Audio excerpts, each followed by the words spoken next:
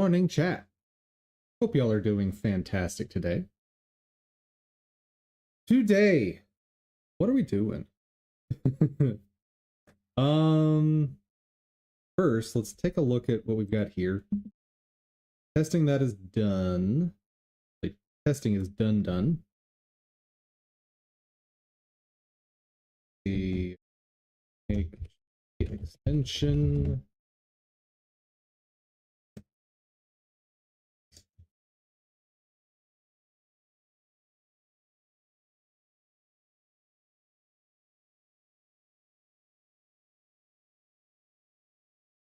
Create action and direct.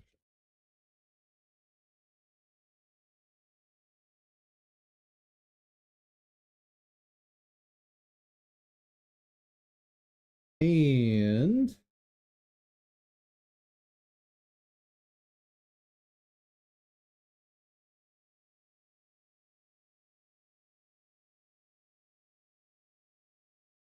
move sync Sprite 2D from GD script.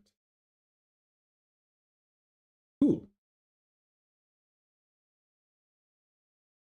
Let's see, this one's done. This one's sort of done. I need to get it merged though.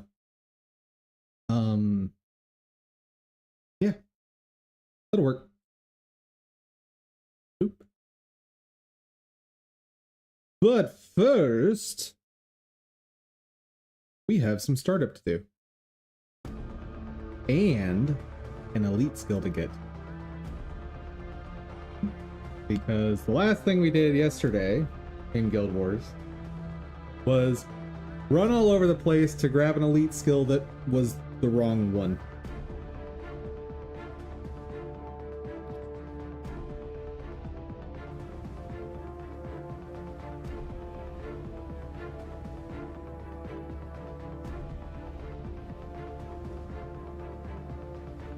Let's see, let's bring some lackey.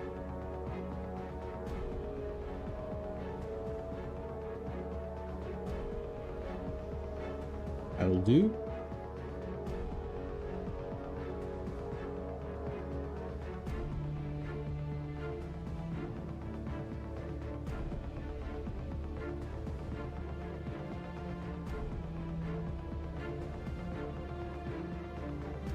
Oh, and timer.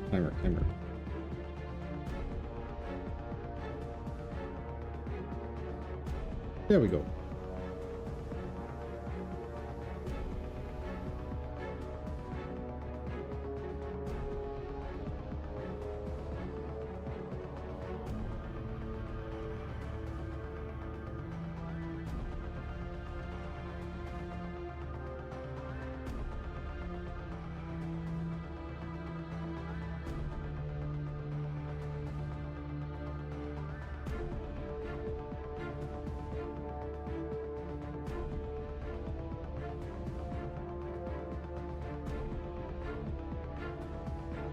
Well, these look friendly.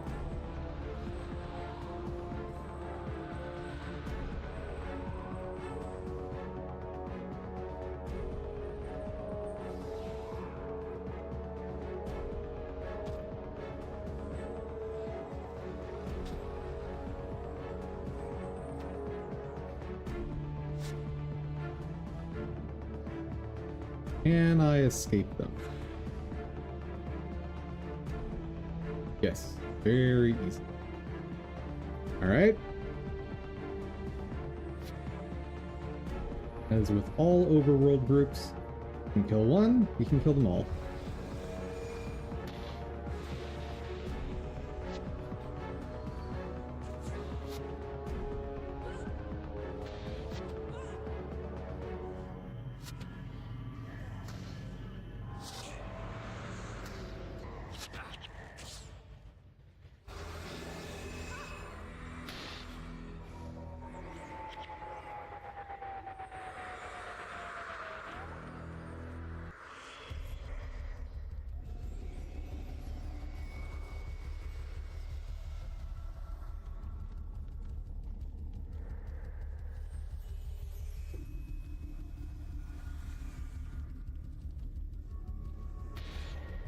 This group, though, is sufficiently well-rounded that I don't want to just assume.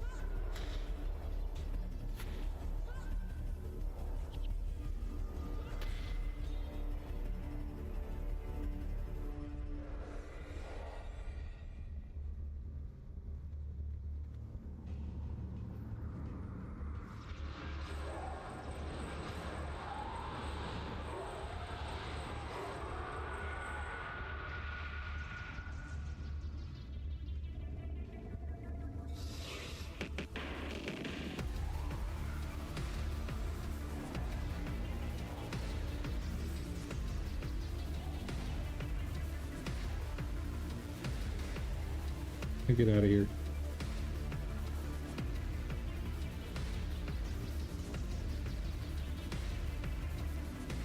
Ooh. That is why I'm testing this. I'm not totally convinced that I can clear that out. Is there alternate?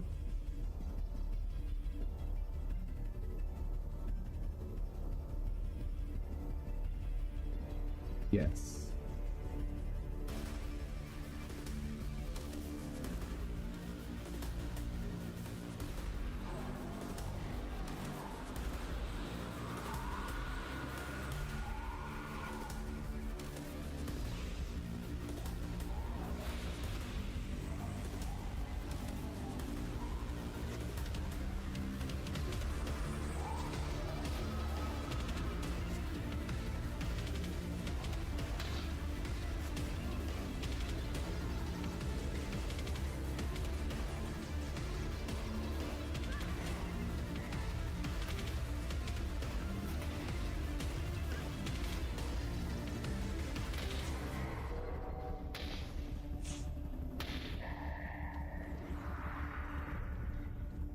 Good night. Weak.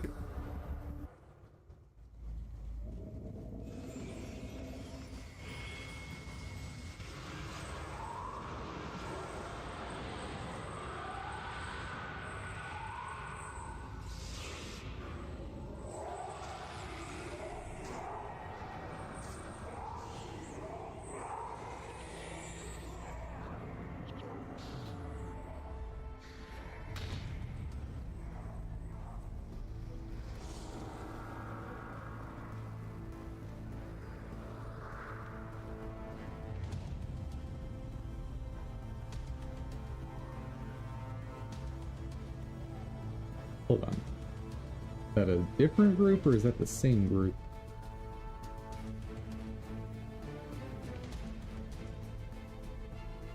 No.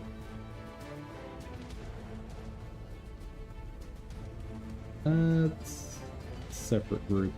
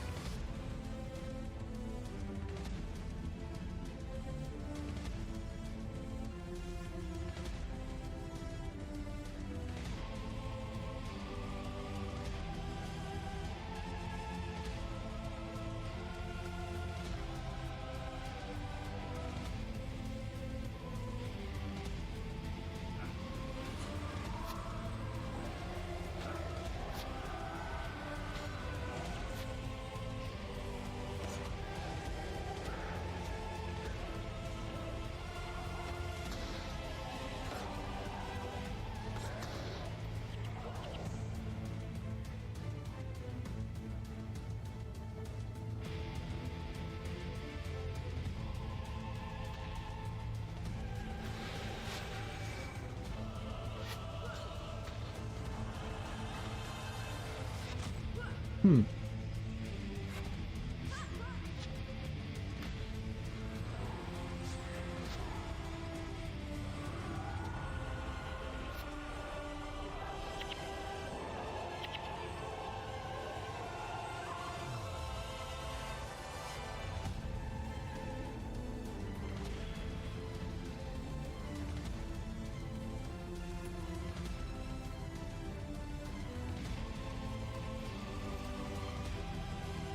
Very easy Marganite group.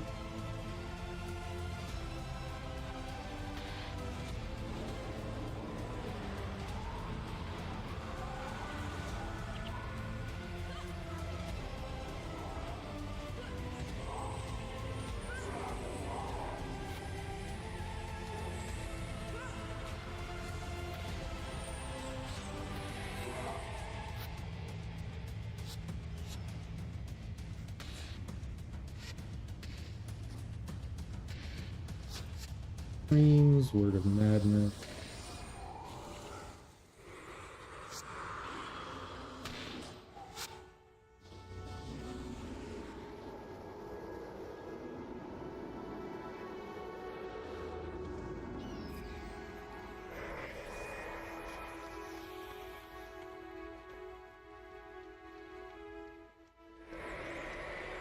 Am I even going close to the right way?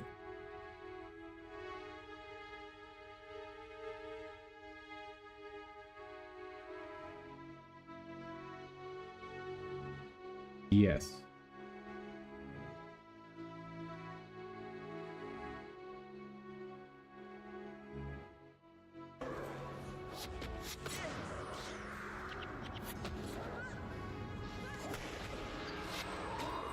No, don't die.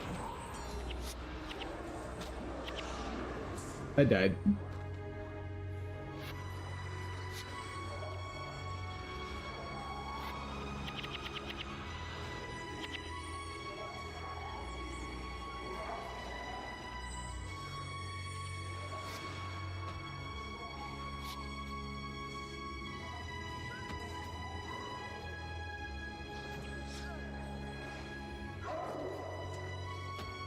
Now let's back off.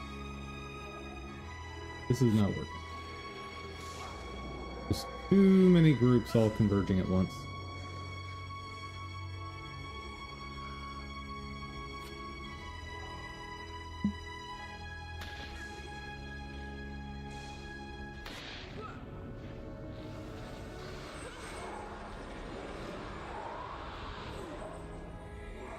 Yes, that is a boss, but it's not one that I actually care to capture skills from, so...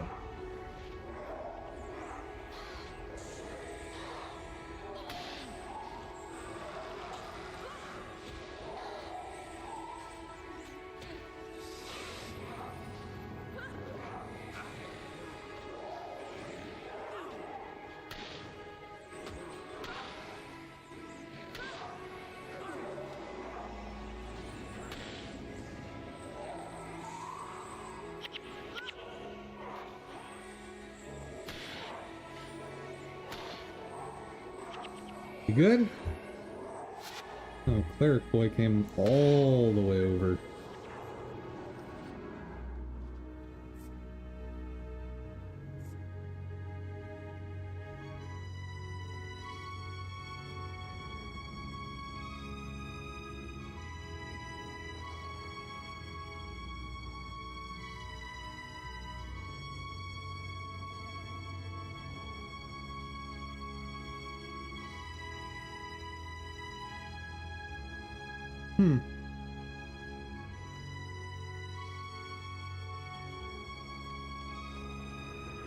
What is this? Oh wait, where is Minlo? Go get Minlo.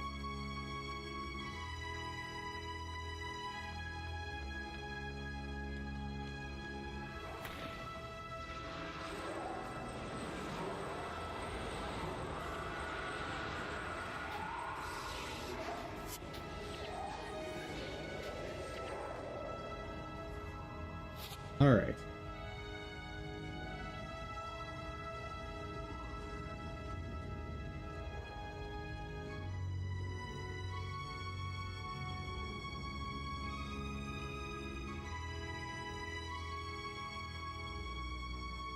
Yeah, I'm not gonna try fighting all that.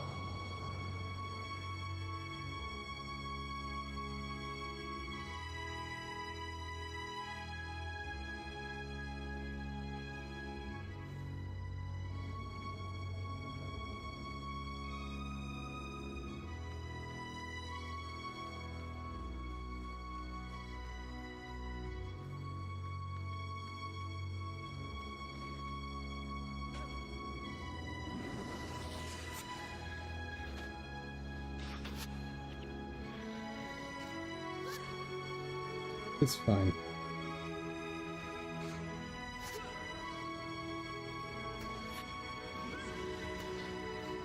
Given enough time, this would have been very easy to get through.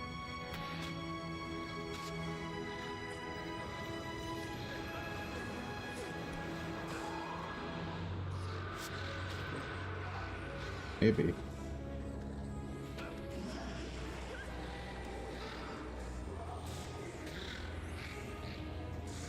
I don't like it.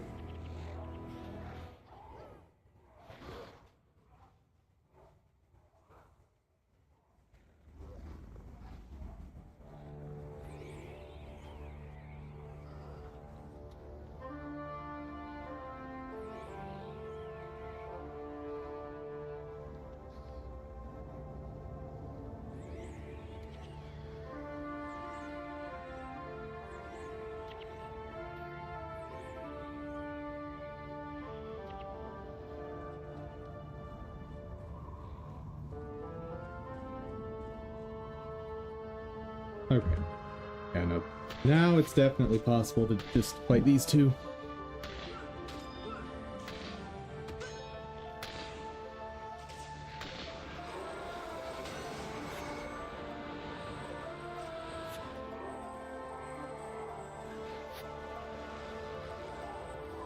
Interesting.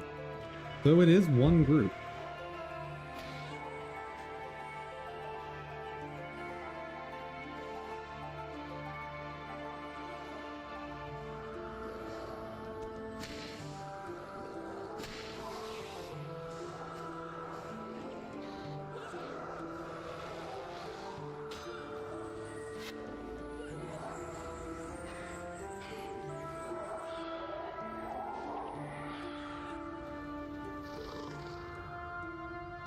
I'm just curious, can you close these? Because I've never actually explored this area.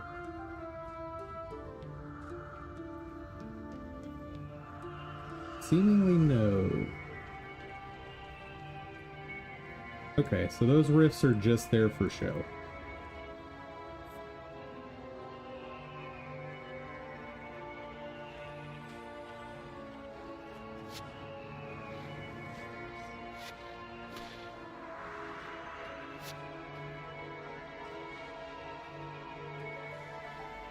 How much time do I have? I feel like I'm running out. And we're getting close.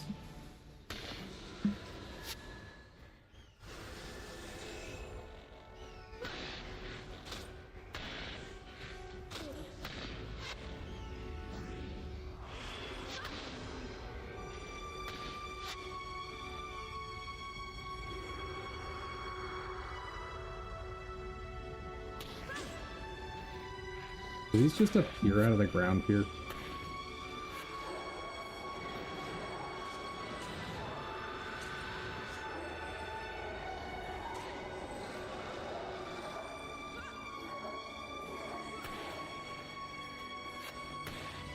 Apparently, yes.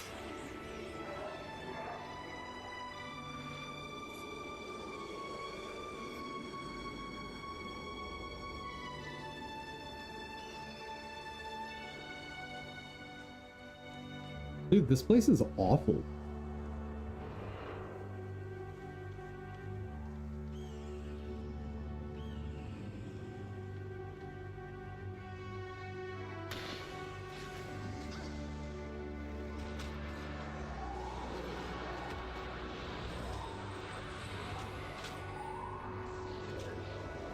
There's just a billion awful enemies.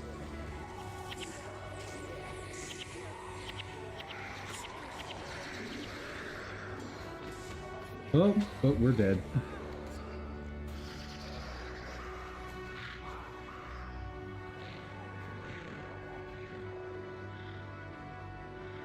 Alright, so getting through this area is just a slog. Like, I've been able to fight each of these enemy types. It's just that they're piling on an absolute ton of them.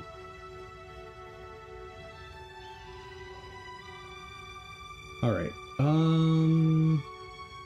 let me grab Glorious.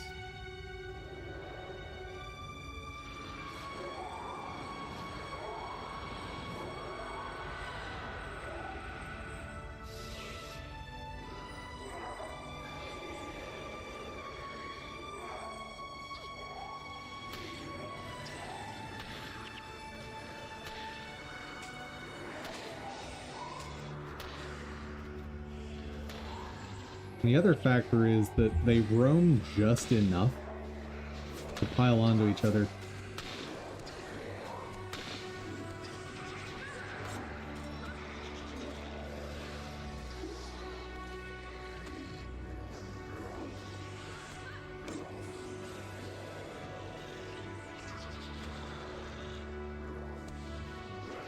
Ooh.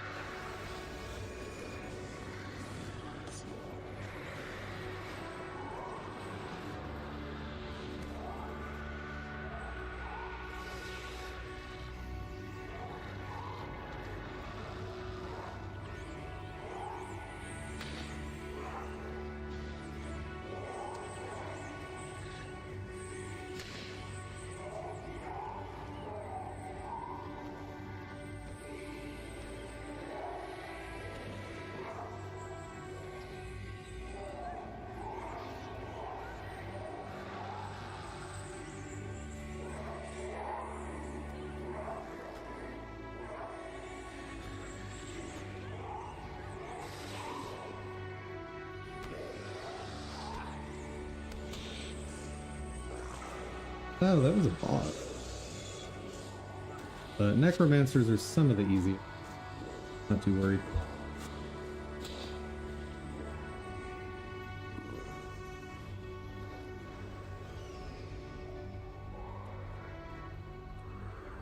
And I finally moved forward.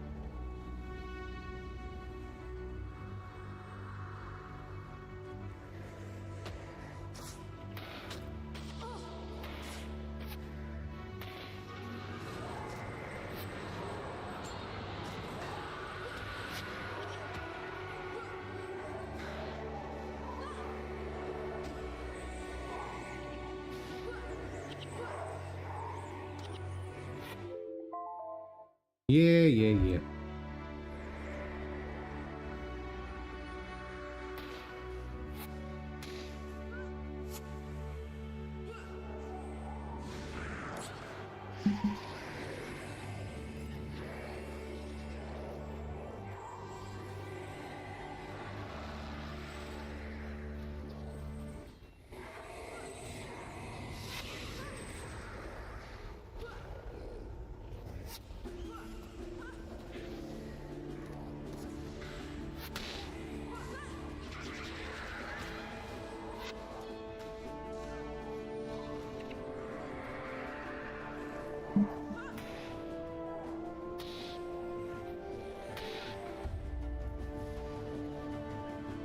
Well, if y'all want to do this run, this part's doable. It's just gonna take you like 3 hours.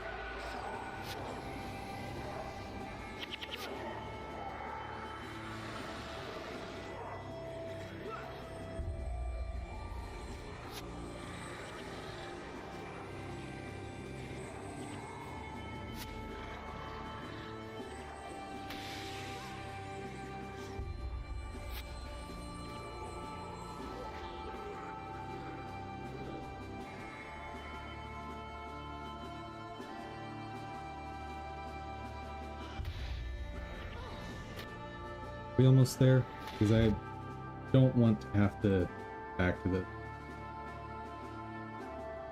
Yeah, we're almost...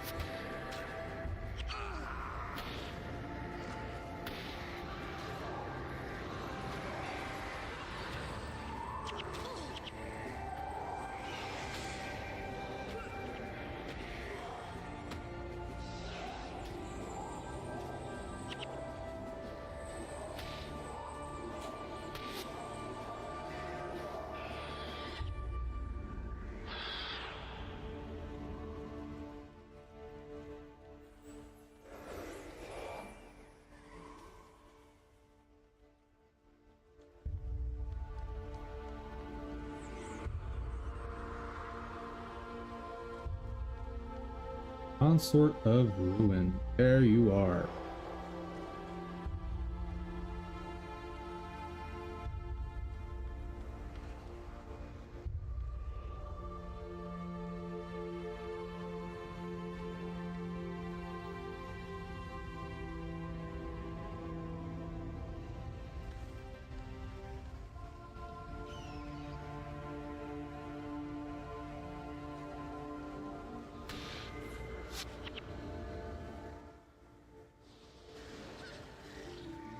Go ahead and get rid of the roaming group.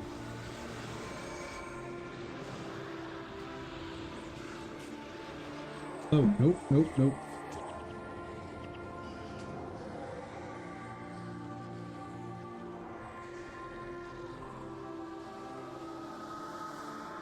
Bad day.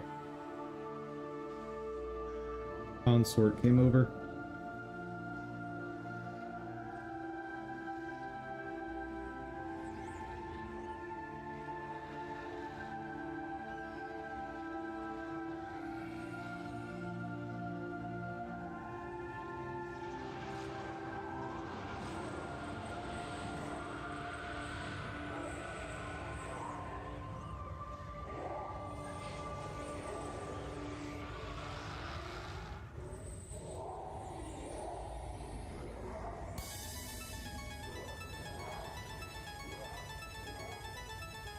Nope, nope.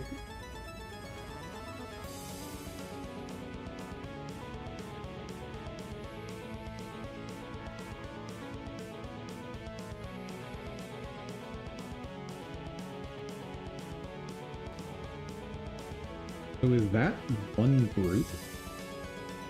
Surely not. If it is, this is a big problem.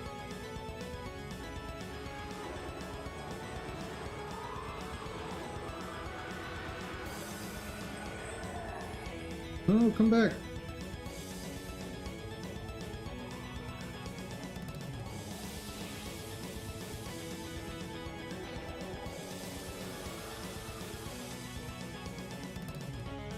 Sir.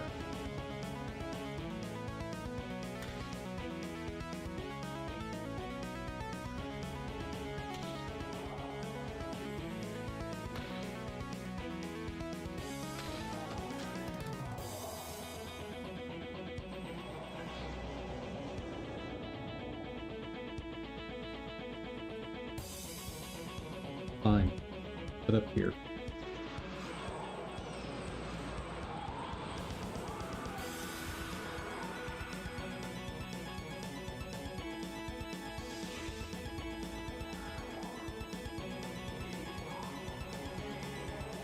Okay, it takes some doing, but you can desync the group.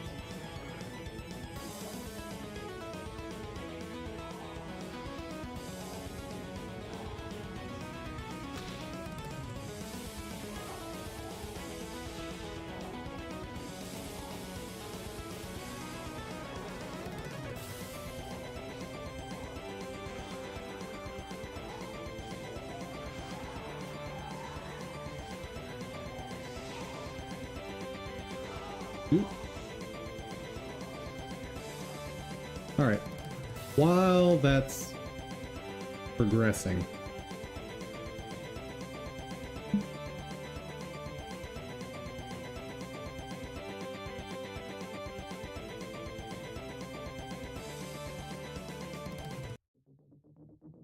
oh,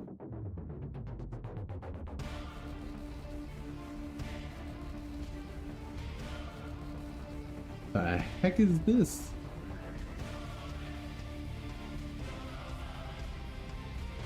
That's better. Build outputs. Oh, sure.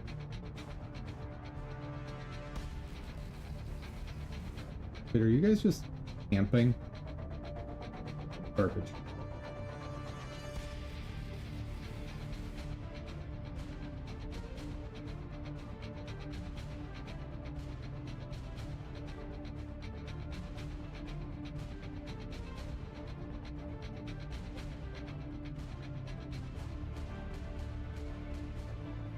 Yep. And day before yesterday after stream, I did fix the error. And just a reminder, it was a condition that was backwards. Let me see if I can show you real quick.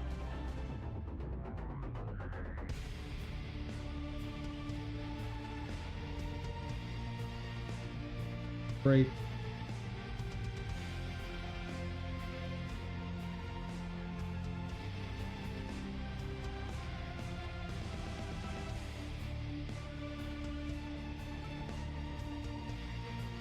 It was this in both of these places. I was, of course, trying to get a shader parameter before checking if the shader material was even valid. So, for obvious reasons, that did not work.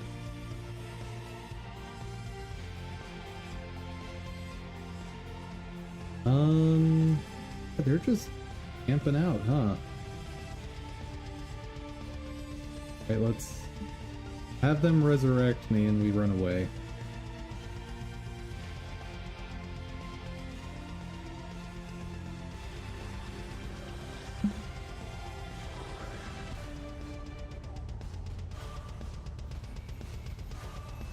I want to have this part done.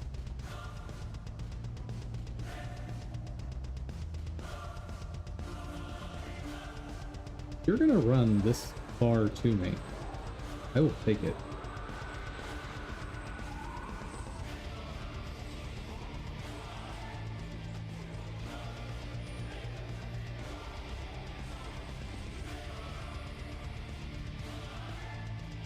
Noted, these guys totally decent.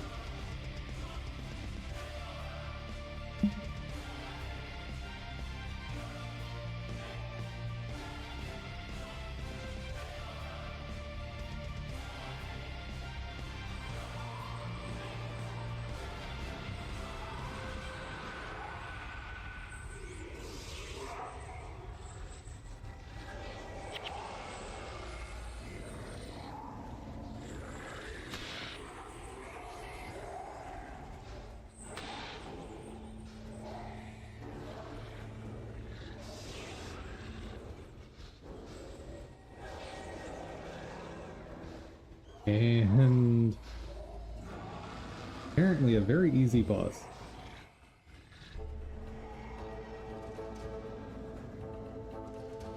Dunzo. Get me out of here and we get to work. All right.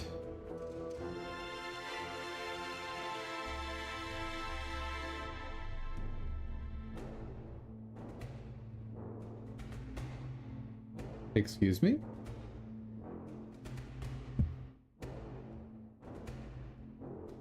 I fixed that.